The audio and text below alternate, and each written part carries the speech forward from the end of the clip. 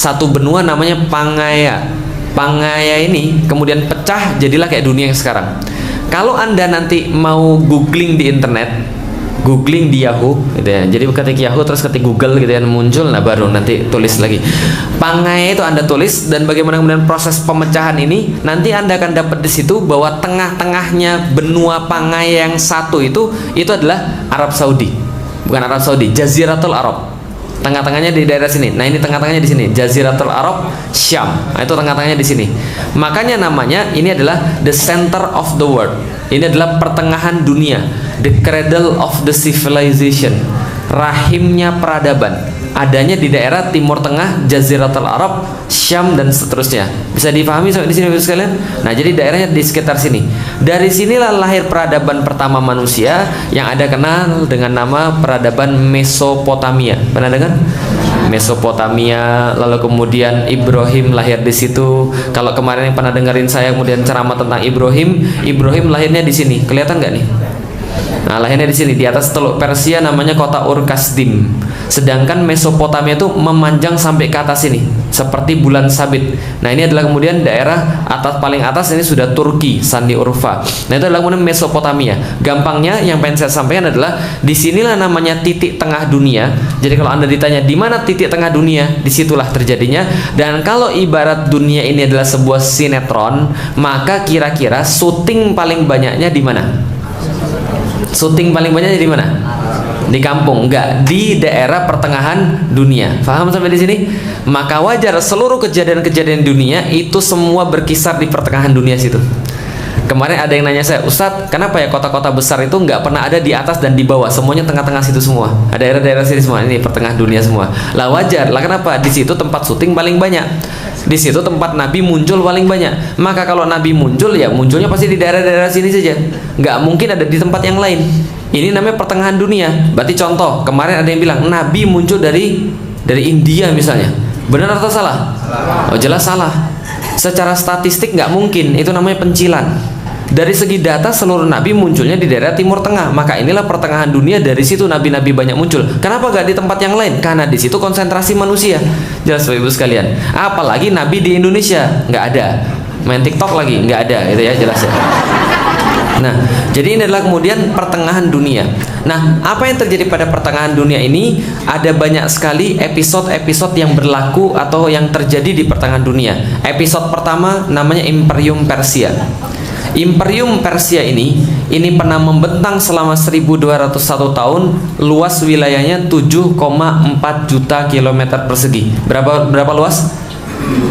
7,4 juta kilometer persegi. Berapa luas itu? Sekitar 3,5 kali lipatnya Indonesia.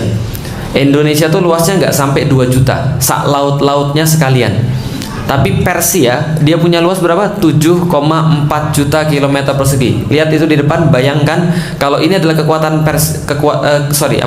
luasnya Persia, dia menguasai seluruh Turki yang sekarang, plus sedikit daripada Yunani, dia menguasai seluruh Mesir, lalu kemudian tarik Arab nggak dikuasai. Persia juga nggak mau pernah menguasai Arab. Lalu kemudian tarik sampai ke arah dekat Rusia. Kenapa Arab nggak dikuasai? Males itu sekalian. Jadi orang-orang penguasa zaman dulu tuh malas menguasai Arab. Lah kenapa? Nggak ada yang menarik di situ. Jelas ya? Mau nyari apa di situ? Di situ belum ada batu, belum ada emas, belum ada garam dan sebagainya. Di situ cuma ada padang pasir.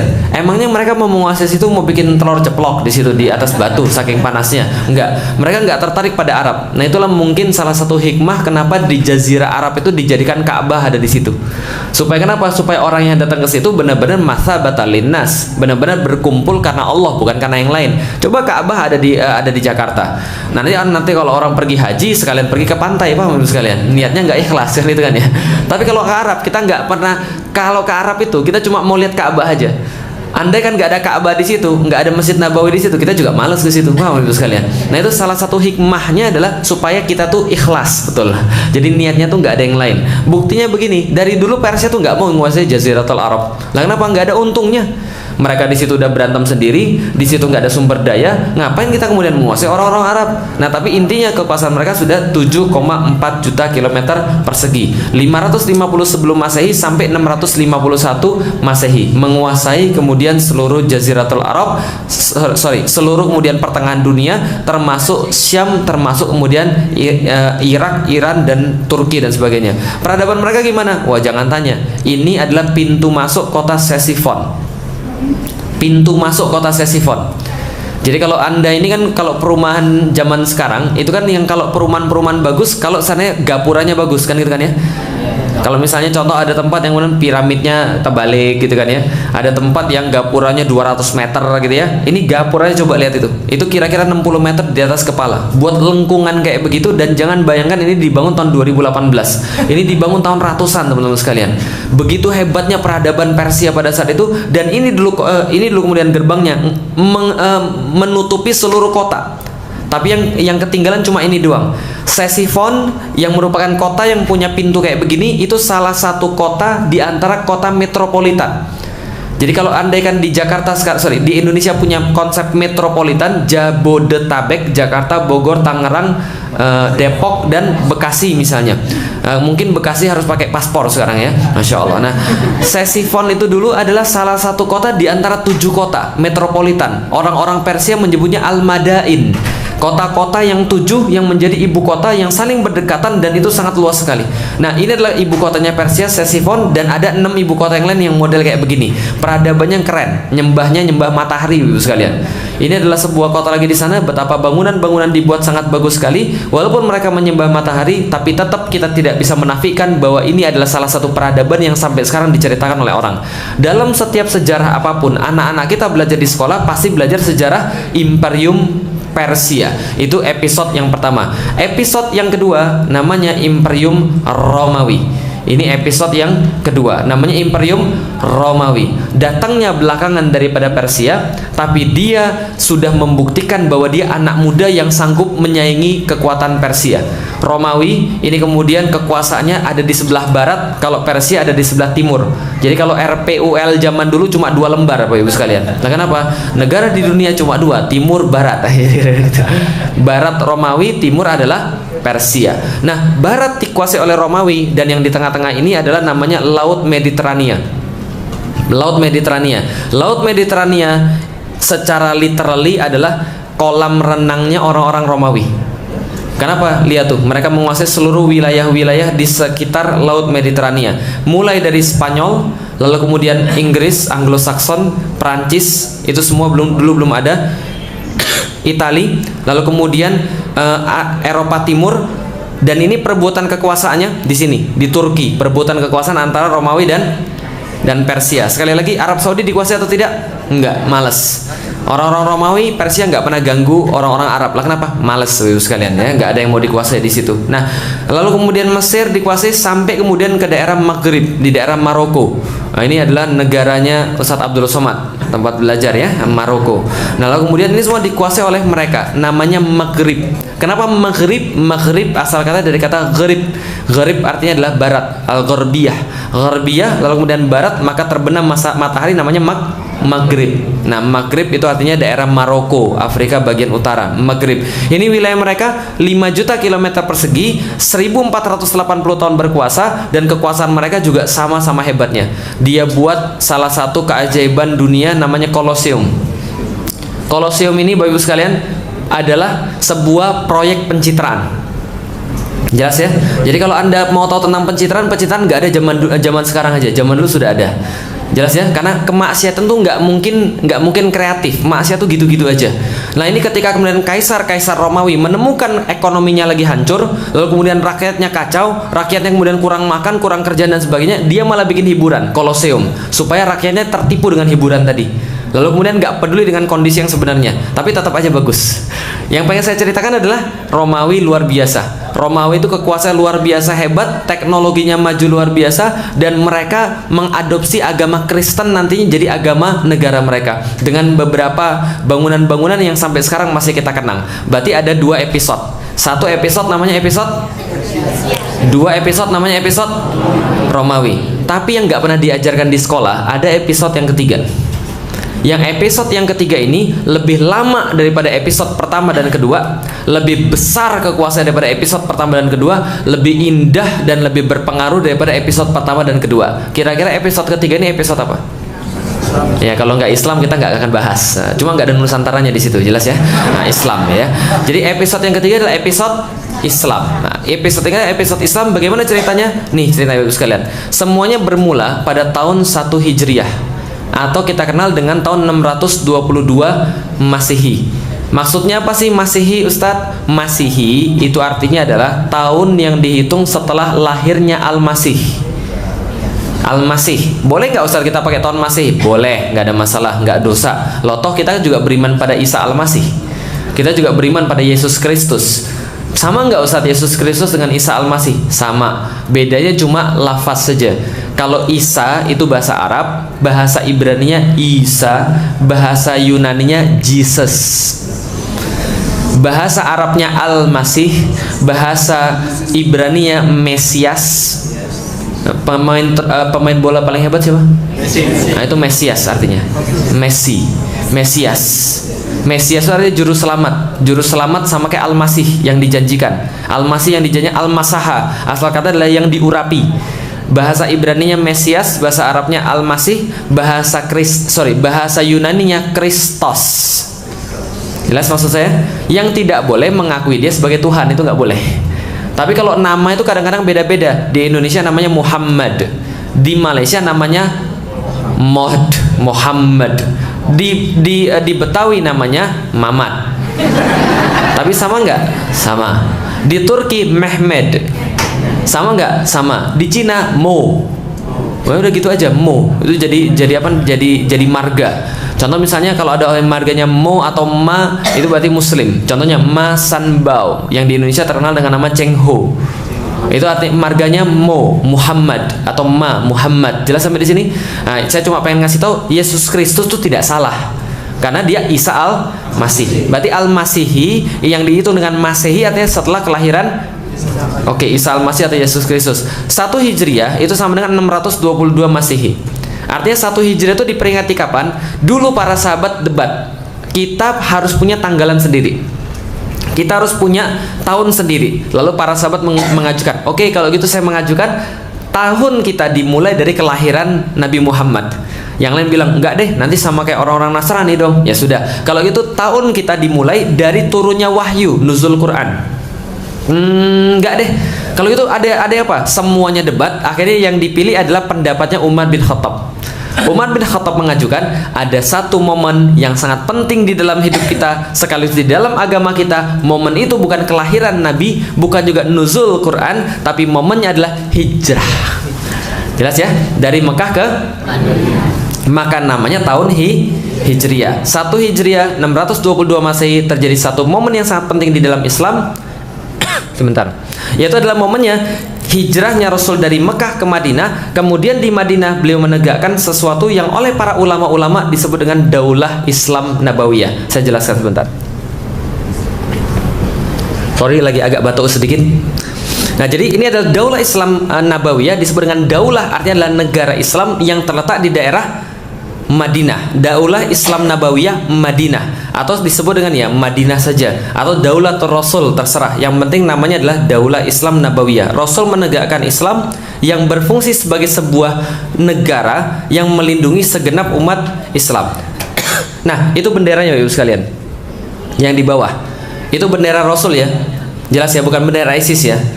Yang bilang bendera ISIS berarti Anda anak buahnya abu-abu yang kemarin itu ya. Jelas ya.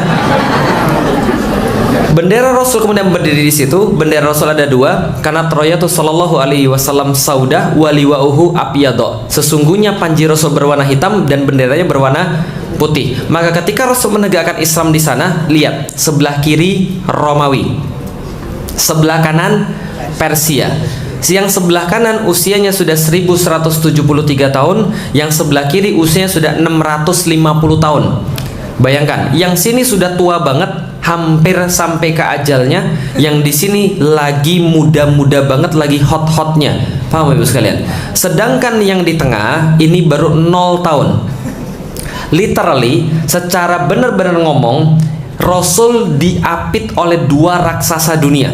Bisa dipahami? Raksasa sebelah kirinya adalah Persia, raksasa sebelah kanannya adalah Romawi. Tapi hebatnya coba kita lihat, Rasul nggak pernah takut sama Romawi dan Persia. Setelah muncul Rasul baru direken oleh Romawi dan Persia. 1 Hijriah terjadi satu peristiwa yang sangat penting. Selain daripada hijrah Rasul dari Mekah ke Madinah, terjadi perang besar antara Romawi dan Persia. Jadi Romawi dan Persia memutuskan, saya nggak tahan lagi dengan kamu. Kamu selalu mengganggu saya. Saya juga emang tahan lihat kamu. Emang kamu bagus apa? Kita perang aja. Perang besar antara Romawi dan Persia. Saking besarnya perang ini jadi pembicaraan trending topik pada saat itu, ibu sekalian.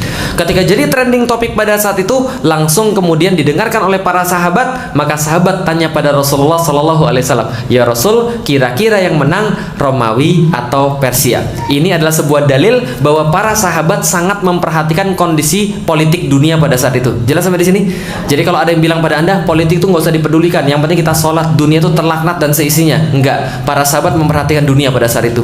Nanya pada Rasulullah Sallallahu Alaihi Wasallam, siapa yang menang, Persia atau Romawi? Kayaknya Persia deh Rasulullah. Kenapa? Lebih berpengalaman. Kayaknya Romawi deh Rasulullah. Lah kenapa? Dia lebih semangat. Yang mana Rasul yang menang? Rasul diem aja, Rasul nggak menjawab. Karena Rasul nggak punya pengetahuan tentang semua itu.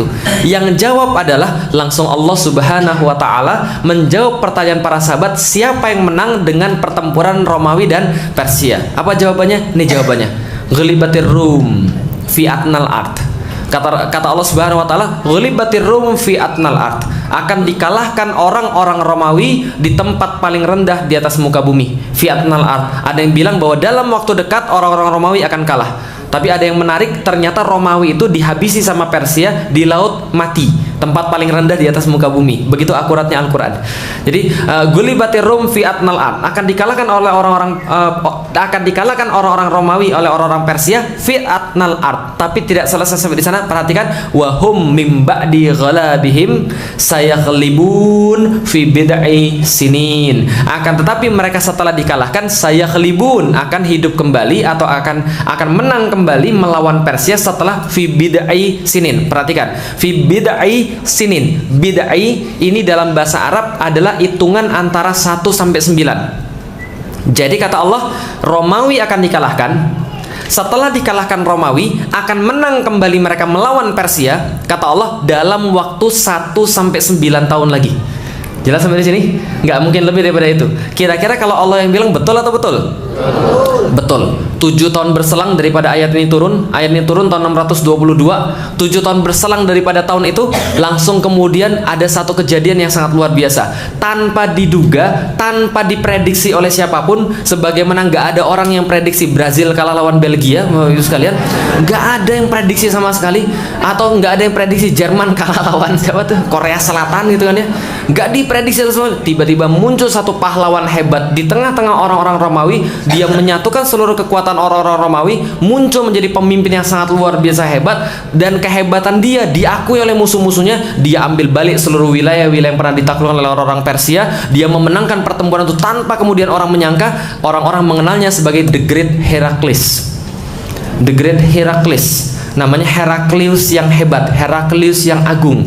Heraklius dilukiskan membawa salib suci yang direbutnya kembali daripada orang-orang Persia, karena orang Persia pernah mengambil salib yang dianggap oleh mereka tempat penyaliban Yesus. Dibawa kembali salib suci ini, kemudian diarak pergi ke kota Yerusalem dengan arak-arakan yang sangat luar biasa, perayaan kemenangan yang hebat sekali. Setelah dia sampai ke Yerusalem, dia kemudian menancapkan salib suci ini di depan gereja Makam Kudus yang sampai sekarang masih ada di situ salibnya. Kemudian dia berdoa di bawah salib itu, dan dikisahkan oleh sebuah sejarawan, ketika dia selesai berdoa, ada seorang kemudian tentaranya ngasih, mohon maaf Paduka Raja, ini ada surat yang kami nggak ngerti sama sekali dalam bahasa Arab. Ya, saudara sekalian, ternyata ngapain dia tahun 629? Dia dapat surat dalam bahasa Arab tertanda Muhammad Sallallahu Alaihi Wasallam. Paham ya? Jadi Rasul kita tuh dulu keren, sudah korespondensi dengan pemimpin-pemimpin dunia. Paham ya sekalian? Bukan dikendalikan oleh pemimpin-pemimpin dunia. Jelas sampai di sini? Oke, baik Bapak sekalian. Kalau gitu kita lihat, ternyata yang dikirimin surat bukan hanya Heraklius, tapi yang dikirimin surat juga adalah Raja Persia yang sudah kalah tadi. Namanya adalah Kisra. Kisra itu dikirimkan kemudian surat juga, dan suratnya kayak begini. Masya Allah, ini suratnya sampai sekarang masih ada. Tulisan tangan Rasul ya, tulisan tangan Rasul Ustaz, bukan. Rasul nggak bisa nulis, kan ummi, tidak bisa nulis, tidak bisa baca. Yang nulis siapa? Wallahu bisawab. Ada kemungkinan bisa jadi Ali bin Abu Thalib atau kemudian Zaid bin Harithah yang menuliskan kemudian surat Rasulullah Shallallahu Alaihi Wasallam. Nah, bagaimana bunyi suratnya? Gak usah baca di atasnya, saya juga nggak paham. Nah, kenapa bahasa Arab zaman dulu nggak seperti bahasa Arab zaman sekarang? Saya sering pergi ke museum lihat Quran zaman dulu, ini surat apa gitu kan ya. Jadi kita nggak paham. Jadi intinya kalau misalnya di bawahnya, nah yang ini yang warna hitam ini stempel Rasulullah. Stempel Rasulullah, tulisannya apa? Di bawahnya Muhammad, di tengahnya Rasul, di atasnya Allah. Bacanya Muhammad Rasul, bukan Allah Rasul Muhammad ya, jelas ya. Lah kenapa tulisnya di bawahnya Rasul, tengahnya adalah Muhammad, atasnya adalah Allah? Itu adalah aturan kaligrafi. Allah itu dia taruhnya di atas. Itu adalah etis dalam seni. Nah ini adalah kemudian khatamnya Rasulullah, apa namanya, segelnya Rasulullah yang sekarang ISIS pakai jadi bendera dia. Jadi Anda boleh jadi nggak suka ISIS, Anda boleh jadi nggak suka, tapi jangan injek-injek benderanya, karena yang benderanya itu adalah khatamnya Rasulullah, jelas ya. Jadi kalau gitu saya jelaskan dulu apa isinya. Ini adalah kemudian nas risalatu Rasulillah. Inilah kemudian nas daripada kemudian surat yang dikirim oleh Rasulullah Sallallahu Alaihi Wasallam kepada Kisra Malikul Faris, Malikil Faris, yaitu adalah kemudian kepada Kisra pemimpinnya Persia. Bagaimana kemudian artinya? Nih, kita baca bareng-bareng. Bismillahirrahmanirrahim. Dengan nama Allah yang Maha Pengasih dan Maha Penyayang. Min Muhammadin Rasulillahi ila Kisra Azimul Faris. Sesungguhnya ini adalah surat yang dikirimkan oleh Muhammad, Nabi Allah, kepada Kisra pemimpin Persia. Salamun alaman ittiba'ul huda. Keselamatan bagi siapa saja yang mengikuti petunjuk. Jadi kalau Anda mau ngasih salam terus ada orang non muslim, boleh pakai begini. Salamun ala man ittiba'ul huda. Keselamatan hanya bagi orang-orang yang mengikuti petunjuk daripada Allah Subhanahu wa taala. Kan kita kan enggak boleh mendoakan selamat pada orang yang bukan muslim. Wa amana billahi wa rasulihi washhadu an la ilaha illallah. Maka engkau kami perintahkan untuk bersyahadat tidak ada Tuhan selain Allah, dan bahwa wahdah satu-satunya dia, la syarikalah, tidak ada yang seserikat dengan dia, wa anna muhammadan abduhu wa rasuluhu wad'uka bidda'illah. Dan kami menyuruh engkau dengan dakwah daripada Allah Subhanahu wa taala. Fa inni ana Rasulullah sallallahu alaihi wasallam ilan nasi kafah. Dan saya adalah utusan yang diutus oleh Allah untuk seluruh manusia, liunzira man kana hayyan, untuk memperingatkan kepada siapapun yang masih hidup, wa yuhiqul qaul, dan membenarkan perkataan alal kafirin, terhadap orang-orang yang kafir. Yang paling penting yang di bawah ini. Nah, ini yang paling penting. Fa aslim taslam. Anda nggak baca yang atasnya nggak ada masalah. Yang paling penting yang di bawah. Fa aslim taslam. Kata Rasul, berislamlah Anda selamat. Fa aslim taslam. Fa in abaita, kalau engkau menolak saya, kalau engkau menolak untuk berislam, fa inna ismal majusi alaik, maka engkau menanggung seluruh dosa orang-orang Persia. Pertanyaan saya, ini surat rayuan atau surat ancaman?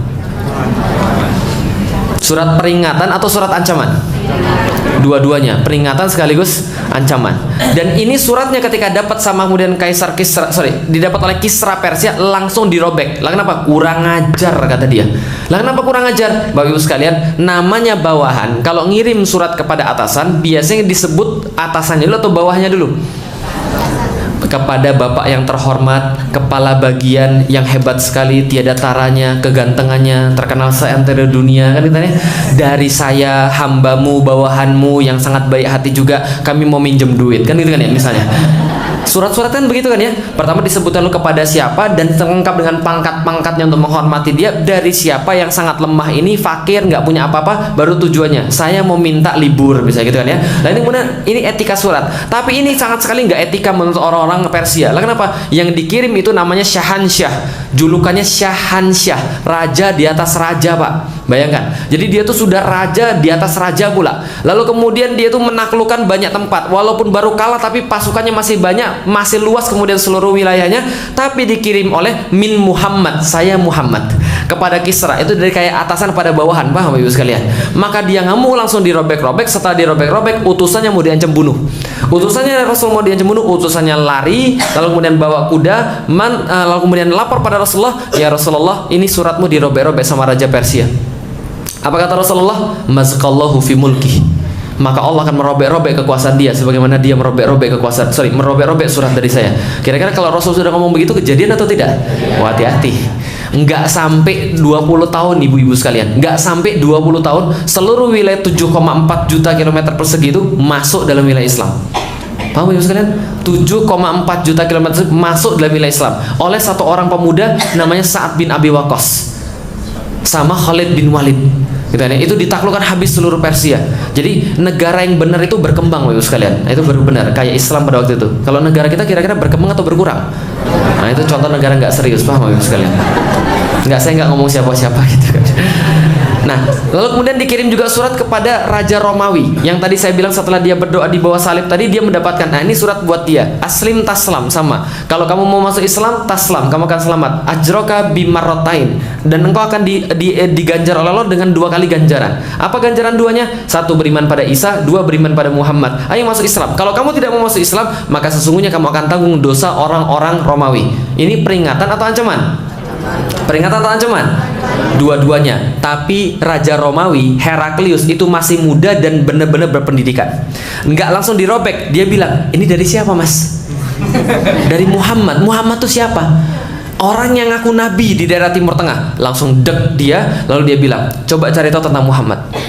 Karena dek langsung. Kenapa? Dia mempelajari kitab banyak sekali. Dia mempelajari kitab banyak sekali. Dia sangat dekat dengan orang Yahudi. Dia mempelajari banyak sekali tentang nabi-nabi akhir zaman. Jadi kalau zaman sekarang orang sering dengar pengajiannya Ustadz Zulkifli Muhammad Ali tentang akhir zaman gitu kan ya. Antum takut gak keluar rumah? Takut gitu kan, kayaknya ini mau kiamat ya sebentar lagi. Nah, zaman dulu pembahasannya bukan Ustadz Zulkifli karena Ustadz Zulkifli belum ada. Nah, dulu pembahasannya tentang nabi akhir zaman. Jadi mereka sangat hafal tentang nabi. Langsung dek dipanggilkan, cariin saya orang Arab, saya mau tahu tentang siapa Muhammad.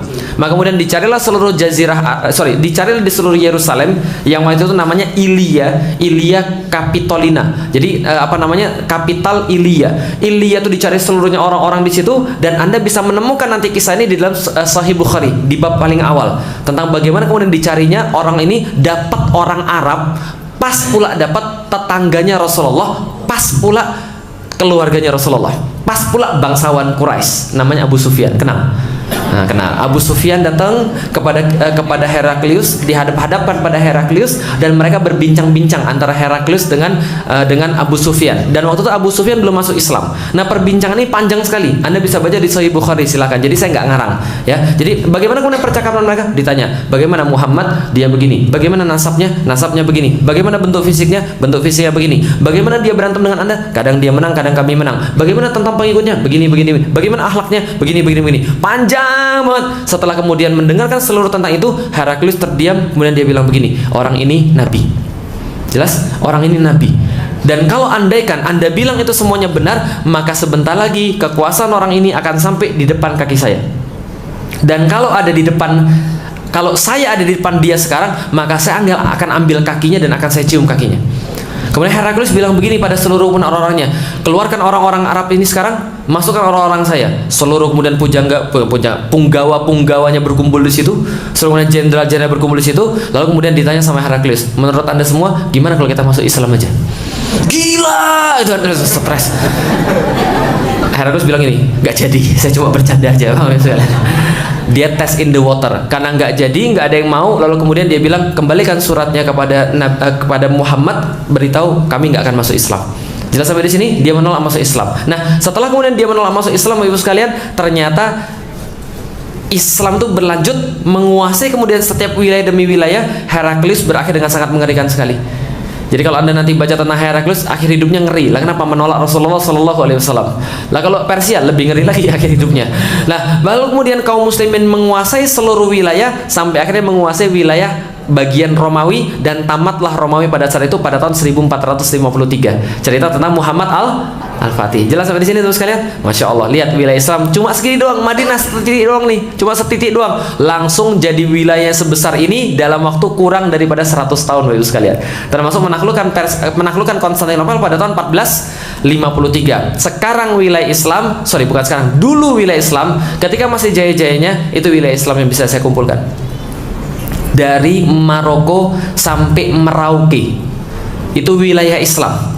Dari sini Spanyol, loh kok Spanyol nggak masuk Ustaz? Iya, sudah direbut kembali sama orang-orang Spanyol, Reconquista. Wilayah Islam paling luas kapan Ustaz? Tahun 1550 ketika zamannya Sulaiman Al-Qanuni, itu yang paling luas. Nah, Islam menguasai seluruh Jaziratul Arab, seluruh kemudian Afrika bagian utara, termasuk Wakanda kayaknya gitu kan ya. Lalu kemudian Lautan Mediterania. Oh, antum belum tahu ya? Itu Wakanda itu terinspirasi oleh raja Islam yang sangat kaya. Wakanda itu sangat kaya sekali. Nah, jadi itu terinspirasi dari sana. Nah, ini kemudian Lautan Mediterania. Tapi hari ini kita nggak bahas Wakanda gitu kan ya. Lalu kemudian India. India ini siapa? Oke, yang sering nonton film India? Ada yang sering nonton film India? Oke, tahu Joda Akbar tahu? Nah, Joda Akbar tahu? Tahu. Akbar itu nama apa? Nama Islam atau nama India? Namanya Jalaluddin Muhammad Akbar.